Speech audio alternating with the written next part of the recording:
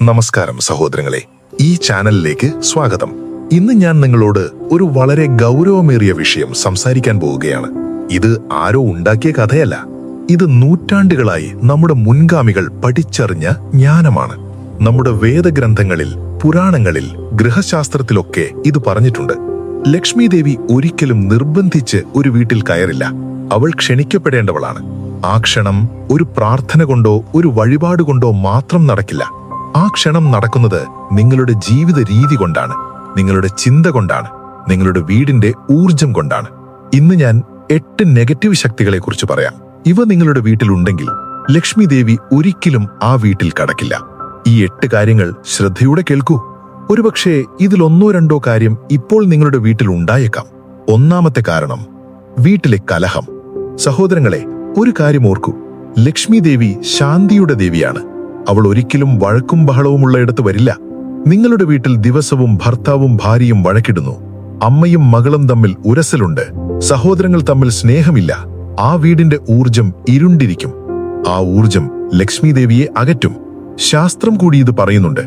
Negative ഊർജമുള്ള ഒരിടത്ത് creativity ഉണ്ടാകില്ല, അവിടെ ശരിയായ തീരുമാനങ്ങൾ ഉണ്ടാകില്ല, ആ കുടുംബത്തിൽ ഒരിക്കലും സാമ്പത്തിക വളർച്ച ഉണ്ടാകില്ല. ആദ്യം വഴക്ക് നിർത്തൂ, ആദ്യം സ്നേഹം കൊണ്ടുവരൂ. രണ്ടാമത്തെ കാരണം, അഴുക്കും അലങ്കോലമും. ഒരു കാര്യം ശ്രദ്ധിച്ചിട്ടുണ്ടോ? ധനവാന്മാരുടെ വീടുകൾ എത്ര ചെറുതായാലും ഒരു ഓർഡർ ഉണ്ടായിരിക്കും, ഒരു വൃത്തിയുണ്ടായിരിക്കും. ലക്ഷ്മി ദേവിയുടെ പ്രതീകം തന്നെ ശുദ്ധതയാണ്. വൃത്തിഹീനമായ ഒരിടത്ത് ചൂലിന്റെ ചുവട്ടിൽ അഴുക്ക്, അടുക്കളയിൽ കൂമ്പാരം, ഉപയോഗിക്കാത്ത സ്റ്റോർ റൂം, കിടക്കമുറിയിൽ അലങ്കോലം, ഇങ്ങനെയുള്ളൊരു വീട്ടിൽ ലക്ഷ്മി തങ്ങില്ല. ഇതൊരു ആത്മീയ വിഷയം മാത്രമല്ല, ഇതൊരു മനഃശാസ്ത്ര വിഷയം കൂടിയാണ്. ക്ലട്ടറുള്ള ഒരിടത്ത് നിങ്ങളുടെ മനസ്സ് ക്ലിയർ ആകില്ല, ശരിയായ ആലോചനകൾ ഉണ്ടാകില്ല. ഇന്നൊരു കാര്യം ചെയ്യൂ, ഒരു മൂലയെങ്കിലും വൃത്തിയാക്കൂ, ലക്ഷ്മി അവിടെ നിൽക്കും. മൂന്നാമത്തെ കാരണം, കൃതജ്ഞതയില്ലായ്മ. ഇത് കേൾക്കുമ്പോൾ ചിലർ ചിരിക്കും, പക്ഷെ ഇതാണ് ഏറ്റവും വലിയ സത്യം. ഇന്ന് ഉള്ളതുകൊണ്ട് സംതൃപ്തിയില്ലെങ്കിൽ, ഉള്ളതിന് നന്ദിയില്ലെങ്കിൽ കൂടുതലൊന്നും ഒരിക്കലും വരില്ല. ലക്ഷ്മി ദേവി നൽകുന്ന ചെറിയ ദാനം നിരസിക്കുന്നവർക്ക് വലിയ ദാനം ലഭിക്കില്ല. ഇത്രയേ ഉള്ളൂ, ഇതുകൊണ്ടൊന്നും നടക്കില്ല, ഞങ്ങൾക്കൊരിക്കലും ഭാഗ്യമില്ല, ഈ വാക്കുകളുള്ള ഒരിടത്ത് ലക്ഷ്മി തിരിഞ്ഞു നോക്കില്ല. ഇന്നുള്ളതിന് ഒരു നന്ദി പറഞ്ഞ് ഒരു ദിവസം തുടങ്ങൂ. ആ ഒരു ശീലം നിങ്ങളുടെ ജീവിതം മാറ്റും. നാലാമത്തെ കാരണം, ദാനം ചെയ്യാൻ മനസ്സില്ലാത്ത ആൾ. ഇതൊരു പ്രധാനപ്പെട്ട കാര്യമാണ്. ലക്ഷ്മി ഒരിടത്ത് നിൽക്കണമെങ്കിൽ ആ ഊർജം ഒഴുകണം. ഒഴുകാത്ത വെള്ളം കലങ്ങും. അതുപോലെ ദാനം ചെയ്യാതെ, മറ്റുള്ളവരെ സഹായിക്കാതെ, കയ്യിൽ കിട്ടുന്നതൊക്കെ ഇറുക്കി പിടിക്കുന്ന ഒരാൾക്ക് ലക്ഷ്മി ഒഴുകി വരില്ല. ധനം ഒരു നദിയെ പോലെയാണ്, അത് ഒഴുകണം. കൊടുക്കുന്ന ആൾക്ക് കൂടുതൽ ലഭിക്കും. ഇത് ആത്മീയ തത്വം മാത്രമല്ല, ജീവിതത്തിൽ ഇത് നമ്മൾ കണ്ടിട്ടുണ്ട്.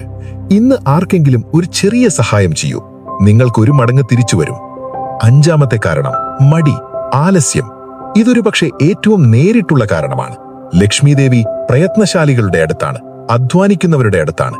രാവിലെ വൈകി എഴുന്നേൽക്കുക, ഒരു ലക്ഷ്യമില്ലാതെ ദിവസം ചിലവഴിക്കുക, സോഫയിൽ കിടന്ന് ഫോൺ നോക്കൽ, ജോലി ഉണ്ടെങ്കിലും ഒഴിഞ്ഞുമാറുക, ഇങ്ങനെയുള്ള ജീവിതത്തിൽ ലക്ഷ്മി ഒരിക്കലും കയറില്ല. ഉദ്യോഗലക്ഷ്മി, ഗൃഹലക്ഷ്മി, ധനലക്ഷ്മി, ഇവരൊക്കെ അധ്വാനത്തെ ആദരിക്കുന്നവരുടെ അടുത്താണ്. ഇന്നൊരു കാര്യം ഡിസൈഡ് ചെയ്യൂ, നാളെ മുതൽ സൂര്യൻ ഉദിക്കുന്നതിന് മുൻപ് എഴുന്നേൽക്കും. ആ ഒരു ശീലം ലക്ഷ്മി കൊണ്ടുവരും. കാരണം 6, അഹങ്കാരവും അഹന്തയും. ഞാനൊക്കെ ചെയ്തത് ഞാനാണ്, എനിക്കാരും വേണ്ട, ഞാൻ ആർക്കും കുഴപ്പമില്ല, ഇങ്ങനെയുള്ള ഒരു ചിന്തയുള്ള ആൾ ദൈവത്തെ അകറ്റുകയാണ്. ലക്ഷ്മി ദേവി ആ വീട്ടിൽ നിൽക്കില്ല. ലക്ഷ്മി വിനയമുള്ളവരെ ഇഷ്ടപ്പെടുന്നു. ഭഗവത്ഗീതയിൽ അർജുനൻ ഭഗവാന്റെ മുൻപിൽ ദൈന്യതയോട് നിൽക്കുന്ന രംഗം ഓർക്കൂ. ആ വിനയമുള്ള ഒരാളിലേക്കാണ് ദൈവകൃപ ഒഴുകുന്നത്. ആദ്യം അഹന്ത കളയൂ, ദൈവത്തെ നന്ദിയോടെ ഓർക്കൂ. ഏഴാമത്തെ കാരണം, അന്യരെ ഇകഴ്ത്തലും അസൂയയും. അയൽക്കാരൻ പുതിയ കാർ വാങ്ങിയാൽ ബ്ലാക്ക് മണിയാണ് എന്ന് പറയുന്നു. ബന്ധുവിന്റെ മകൻ ജോലി കിട്ടിയാൽ ഭാഗ്യം കൊണ്ടാണ് എന്ന് പറയുന്നു. ഇങ്ങനെ മറ്റുള്ളവരുടെ നന്മയിൽ ദ്രോഹം ആഗ്രഹിക്കുന്ന അസൂയുള്ള ഒരു മനസ്സ്, ആ മനസ്സുള്ള ഒരിടത്ത് ലക്ഷ്മി ഒരിക്കലും കടക്കില്ല. ആ അസൂയ നിങ്ങളെ ഉള്ളിൽ നിന്ന് ദഹിപ്പിക്കുന്ന ഒരു അഗ്നിയാണ്. അതൊഴിവാക്കൂ. മറ്റുള്ളവരുടെ നന്മ കണ്ട് സന്തോഷിക്കൂ. ആ പോസിറ്റിവിറ്റി നിങ്ങൾക്ക് തിരിച്ചു വരും. കാരണം 8, ദൈവവിഗ്രഹത്തെ അവഹേളിക്കൽ, ആരാധനയില്ലായ്മ. എട്ടാമത്തെ കാരണം, ആദരവില്ലായ്മ. ഒരു വീട്ടിൽ ഒരു ദൈവമൂലയുണ്ടായിരിക്കണം. ആ ഇടം വൃത്തിയായി ഉണ്ടായിരിക്കണം. അവിടെ ദീപം കത്തണം. ആ ഊർജം വീടിന്റെ ഒരു കേന്ദ്രമാണ്. ദൈവ ഫോട്ടോ ഒരു കോണിലിരിക്കുന്നു, ആരും ശ്രദ്ധിക്കുന്നില്ല, ദീപം കത്തിക്കുന്നില്ല, ആരും പ്രാർത്ഥിക്കുന്നില്ല. ഇങ്ങനെയുള്ളൊരു വീട്ടിൽ ലക്ഷ്മി കയറില്ല. ഇന്നു മുതൽ ആ ഒരു ചെറിയ ദീപം ദിവസവും കത്തിക്കൂ. ആ ഒരു ആദരവ് ലക്ഷ്മിയെ ക്ഷണിക്കും. ശരി, ഇനി ചോദ്യം, ഇവ ഒഴിവാക്കാൻ ഞാൻ എന്തു ചെയ്യണം? 1. ഓരോ ദിവസവും രാവിലെ ഉണരുമ്പോൾ ഒരു നന്ദി പറഞ്ഞു തുടങ്ങൂ. ഇന്നൊരു ദിവസം കൂടി തന്നതിന് നന്ദി ഭഗവാനെ എന്ന് ഹൃദയം കൊണ്ട് പറഞ്ഞു തുടങ്ങൂ. 2. വീടിന്റെ ഓരോ മൂലയും ആഴ്ചയിൽ ഒരിക്കലെങ്കിലും വൃത്തിയാക്കൂ. ഉപയോഗിക്കാത്ത സാധനങ്ങൾ ഒഴിവാക്കൂ. ആ ഒഴിഞ്ഞ ഇടത്ത് ലക്ഷ്മി നിൽക്കും. 3. വീട്ടിലെ ബന്ധങ്ങൾ നന്നാക്കൂ.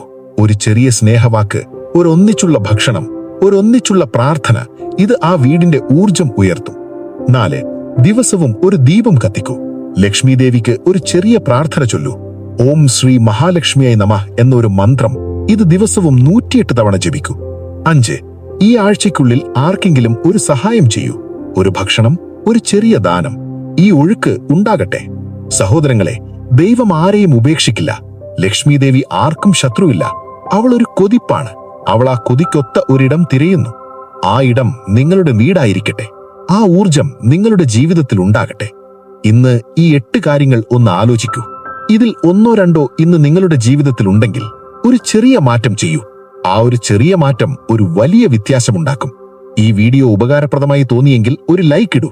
ഈ വിവരം നിങ്ങളുടെ ഒരു പ്രിയ ബന്ധുവിനോ സ്നേഹിതനോ ഒന്ന് ഷെയർ ചെയ്യൂ. ഒരുപക്ഷെ ഇത് ആ ആളിന്റെ ജീവിതം മാറ്റിയേക്കാം. ചാനൽ സബ്സ്ക്രൈബ് ചെയ്ത് ബെൽ ഐക്കൺ അമർത്തൂ. ഇനിയും ഇത്തരം ജ്ഞാനമുള്ള വീഡിയോസ് ഞങ്ങൾ കൊണ്ടുവരും. ഓം ശ്രീ മഹാലക്ഷ്മിയായി നമഃ.